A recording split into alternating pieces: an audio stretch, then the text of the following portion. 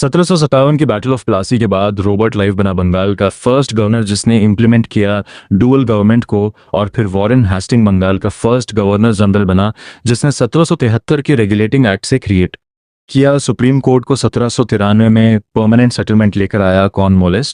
और फिर 1829 में सती प्रथा को खत्म किया विलियम बेंटिक ने, जो भारत का पहला गवर्नर जनरल था। वहीं भारतीय प्रेस का मुक्तिदाता कहते हैं चार्ल्स मेडकोल को डॉक्ट्राइन ऑफ लैब्स लेकर आया डलहौज।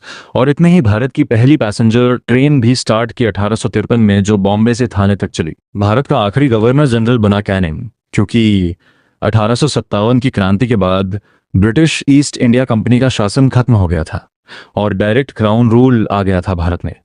अब आप लोग मुझे फटाफट से ये बता दो कि भारत का पहला वाइसरॉय कौन बना। 1757 की बैटल ऑफ प्लासी के बाद रॉबर्ट क्लाइव बना बंगाल का फर्स्ट गवर्नर जिसने इम्प्लीमेंट किया डुअल गवर्नमेंट को। और फिर वॉरेन हेस्टिंग बंगाल का फर्स्ट गवर्नर जनरल बना जिसने 1773 के रेगुलेटिंग एक्ट से क्रिएट किया। सुप्रीम कोर्ट को 1793 में परमानेंट सेटलमेंट लेकर आया कॉर्नवालिस। और फिर 1829 में सती प्रथा को खत्म किया विलियम बेंटिक ने, जो भारत का पहला गवर्नर जनरल था। वहीं भारतीय प्रेस का मुक्तिदाता कहते हैं चार्ल्स मेडकोल को डॉक्ट्राइन ऑफ लैब्स लेकर आया डलहौज।